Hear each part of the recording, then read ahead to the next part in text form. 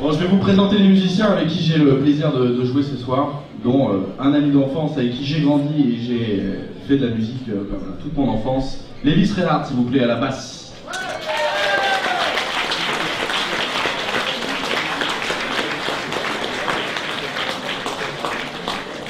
Et notre ami batteur qu'on connaît depuis, maintenant ça va faire peut-être 2-3 ans 4 5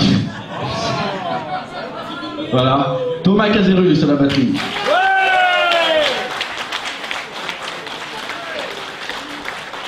Et je m'appelle Pierre Manetti, comme ça vous savez tout.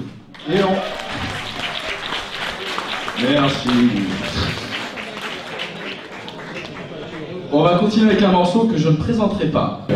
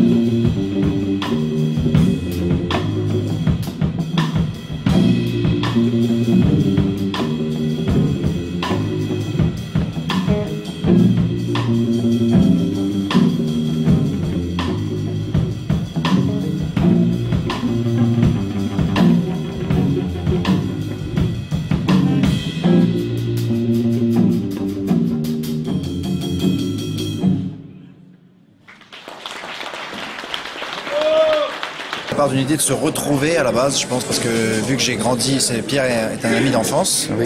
Pour le batteur, je l'ai connu un peu plus tard. On avait un groupe avec Pierre quand on était plus jeune et c'était éteint, enfin j'en sais rien. Et là, ça fait partie de... C'est une façon de se retrouver quelque part, donc on ne sait pas encore jusqu'où ça va aller comme ça. Et on sent une grande complicité entre vous. Oui, forcément, vu qu'on se connaît depuis très longtemps, je pense que ça peut se ressentir dans la musique quelque part. Après, on a l'habitude de jouer ensemble. Et vous êtes le petit-fils de Django Reinhardt? C'est ça, oui. Vous avez toujours donné l'idée de faire de la musique? C'est une tradition familiale? Tradition, je sais pas si c'est une tradition, mais après c'est assez naturel, disons. Votre père, votre grand-père jouait aussi de la musique? Mon grand-père jouait, oui. Dingo Adel, il jouait. Il y avait mon arrière-grand-père qui était le frère de Django aussi, Joseph Reinhardt, qui accompagnait Django, et aussi mon arrière-grand-père directement, Django. Les deux frères étaient mes deux arrière-grands-pères. Et oui, donc c'est plutôt, je pense que c'est naturel en fait quand on est issu de cette famille. Je pense que quelque part on est vite à l'écoute de la musique et tout ça, donc ça, je pense que c'est un bain musical un peu. Voilà, c'est ça. Un peu un ADN musical, on pourrait dire. Oui, au propre, figuré. Oui. Ah, c'est bien. Et vous avez commencé très jeune la musique, le Sven? J'ai commencé à l'âge de 4 ans, oui. Et là, je vois que vous mettez beaucoup en valeur la basse, qui n'est pas un instrument toujours... Parfois, c'est ingrat, la basse, dans un groupe. Et là, je trouve que vous arrivez à trouver les sonorités, à remettre la basse. D'accord. Vous avez suivi une école de musique de basse ou non? Non, j'ai pas fait d'école de musique, en fait. Ouais. Et je suis pas bassiste à la base, je suis guitariste. Oui. Et je me suis mis à la basse il y a quelques années. Mais... On peut dire que vous révélez cet instrument, moi je trouve. Vous avez... D'accord. C'est ce que j'ai entendu dans le public en tout cas. C'est gentil en tout cas. C'est ce que j'ai entendu dans le public parce que l'exploitation de cet instrument, il ne donne pas la sonorité qu'il devrait et je trouve que là, vous l'avez mis vraiment en valeur. D'accord. Ça me touche beaucoup parce qu'on dit la même chose à un de mes bassistes préférés qui m'a donné envie de jouer de la basse, en fait, qui s'appelle Thundercat. Et on lui dit la même chose donc ça me touche beaucoup en fait. Oui, non, je pense que c'est... Vous révélez un peu l'instrument. D'accord. À titre personnel, c'est ce que je pense. Pourtant, je tourne beaucoup dans les festivals. Et la basse, la lumière de la basse n'arrive pas à ce niveau-là, je trouve. D'accord. Ça me fait plaisir. Merci. En tout cas, un grand merci de nous avoir contacté quelques minutes. Merci. Vous avez une école de batterie, vous êtes inspiré je suis passé, j'ai commencé la batterie à 8 ans. Oui. Et je suis passé par les mains par 4 mains, on va dire. Oui. C'était Alain Michel qui m'a aiguillé de mes 9, qui m'a aiguillé 12 ans. Et ensuite Jean-Yves Roucan qui m'a fait passer mon DEM. Donc je suis resté 4 ans avec lui, un professeur super enrichissant. Sur Paris? Sur Évry. Sur Évry. Alain Michel, je l'ai eu à Grigny, ma ville natale, quoi. Et Jean-Yves Roucan à Évry. Donc 2 excellents professeurs qui m'ont beaucoup apporté, quoi. Et ensuite, dans le style de votre batterie, vous vous inspirez parfois d'une école américaine c'est vrai qu'on est beaucoup inspiré par l'école américaine, quoi. C'est clair. Quelqu'un en particulier? J'aime beaucoup Eric Erland. Oui, j'aime beaucoup ce batteur-là, carrément. Pour vous, c'est un master? C'est un des grands masters du moment. Mais bon, on dit l'école américaine parce que oui, c'est vrai qu'à la batterie, en plus, on a des façons différentes. On dit à l'école américaine quand on jouait d'une certaine manière avec les baguettes traditionnelles ou modernes, quoi. Mais c'est vrai que oui, les Américains ont beaucoup apporté à la batterie, mais il y a aussi des Français comme Philippe Soira, Mourad Benamou qui m'ont beaucoup apporté aussi, des professionnels qui m'ont donné quelques cours. Et puis évidemment, des batteurs comme mes professeurs aussi qui m'ont beaucoup inspiré, quoi, bien sûr. Et oui, je suis très fan, bien sûr, du jazz américain, quoi, c'est clair. Et vous en faites votre profession? C'est votre métier?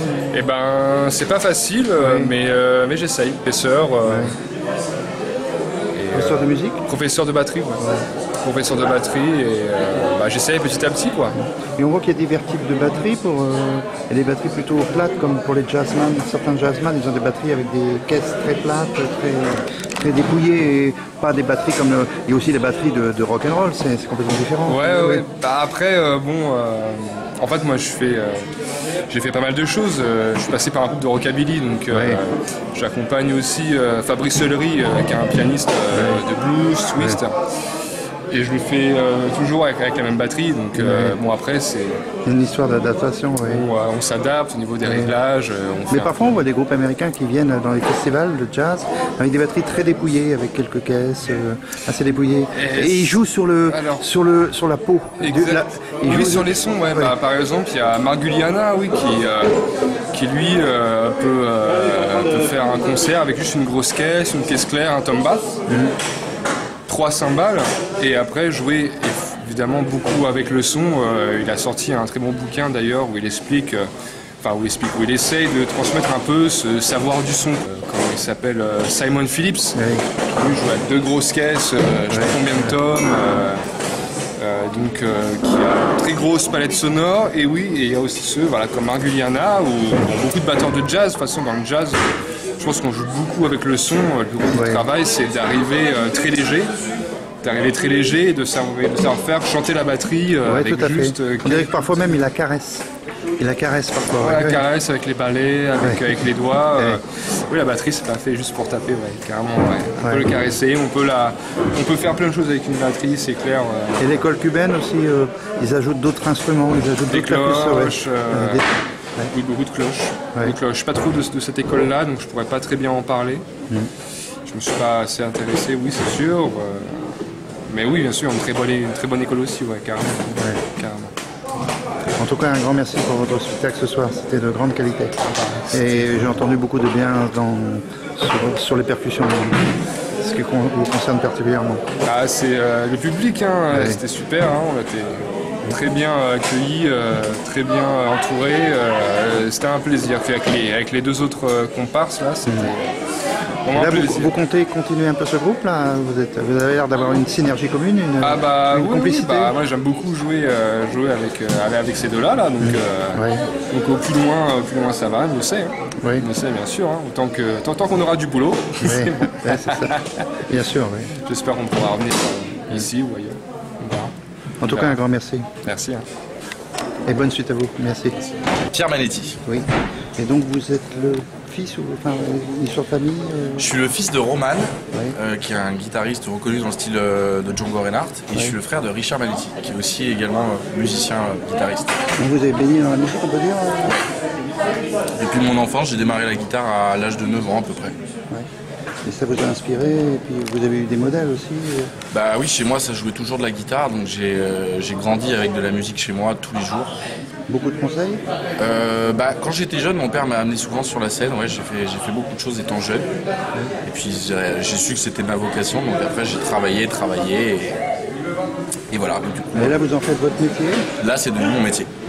Et là ce groupe, vous pensez-vous des choses, des impros, on pourrait dire, des impros qui ne sont pas prévus, c'est ça un groupe de jazz? Ah oui, bien sûr. Quand on arrive à ce niveau-là, c'est qu'on a de la complicité et qu'on pense peut-être continuer le groupe plus loin. Bien sûr, je pense que ça sera le cas parce qu'on est copains avant de jouer ensemble. Donc c'est quelque chose qui va continuer, parce qu'on s'éclate à le faire. C'est génial de pouvoir jouer avec des gens qu'on aime en plus. Et précédemment, il m'expliquait que vous avez été enfant ensemble avec... Avec Lévis. Oui. Exact, j'ai grandi avec et donc on a côtoyé les mêmes milieux, les mêmes environnements musicaux. Donc aujourd'hui, on fait des choses ensemble. Il fait aussi ses trucs de son côté. On avait le côté manouche, mais avec Django de Reinhardt, c'était quand même un autre. Bon, c'est très bien, mais c'est pas tout à fait le même style musical. Ah non, c'était un autre esprit. Oui. Et parce que Django, c'était quelqu'un qui a emmené la musique un peu plus loin. Je pense que c'était un avant-gardiste. Oui. Il aurait vécu aujourd'hui, il aurait sûrement fait encore autre chose. Il aurait évolué dans un autre sens dans la musique, je pense. Donc nous, dans cette histoire-là, on essaye d'avancer avec le temps, avec les musiques qui sont actuelles, qu'on peut écouter. Et je vois que vous mettez la guitare en valeur aussi bien la basse que la guitare classique, l'autre guitare électrique. Ouais. Et je trouve que vous avez des sonorités qu'on ne trouve pas partout. Et la basse aussi, la basse il l'exploite avec une... souvent c'est un gras dans un groupe, la basse, et ça complète d'autres instruments, mais là il l'a mis complètement number one, quoi. Oui, bien sûr, là elle a une place très importante dans ce groupe-là. Ouais. Elle est très dominante parce qu'en plus de ça, il est aussi il est soliste aussi, donc c'est quelqu'un qui va avoir une vraie place de leader aussi, au même titre que moi en fait. Oui, c'est vrai que les leaders s'alternent, alors que dans un groupe, parfois c'est souvent le guitariste qui est le leader, Oui, et le oui, bassiste bien sûr. complète. Ouais. Et là, c'est pas le cas du tout parce que voilà, il emmène son univers à lui, sa musique, tout ce qui lui passe par la tête, et on a fait tout un mélange avec ça, avec le batteur aussi, et moi qui suis dans un autre truc encore, et ça marche superbe. J'ai vu aussi que c'était un trio, c'est-à-dire que parfois il y avait la basse, la guitare ou la batterie, les percussions qui prenaient le leadership. Ça tournait, quoi. C'était Bien sûr. assez bien. Ah oui, on joue énormément avec ça, avec ces notions de rythme, s'amuser avec l'espace qu'il y a dans cette musique. Et on peut observer aussi que vous faites un peu dans le style jazz, c'est-à-dire qu'on commence avec un morceau très classique, tout le monde imprime bien, et après il y a des digressions, on fait des impros, et on revient après à la... C'est tout à fait dans le style des joueurs de jazz, quoi. Bien sûr, on fait du jazz de toute façon, proprement dit. Après, avec des influences qu'on a, chacun différentes, mais on fait du jazz, bien sûr. C'est la musique qu'on joue. C'est une très grande qualité, franchement.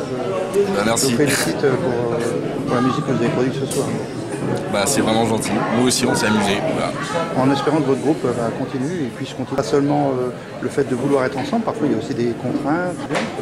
Non, bien sûr, c'est sûr, il y a toujours des barrières, mais bon, il faut savoir les franchir et il faut faire ce qu'on a envie, se battre pour les choses qu'on a envie de faire. Nous, on est des passionnés aussi, on a grandi tous dans un milieu très musical, donc on laissera pas... Et là, vous êtes quand même très jeune, vous avez quand même un super des perspectives, un grand avenir, quoi. J'espère, Ouais. je le souhaite.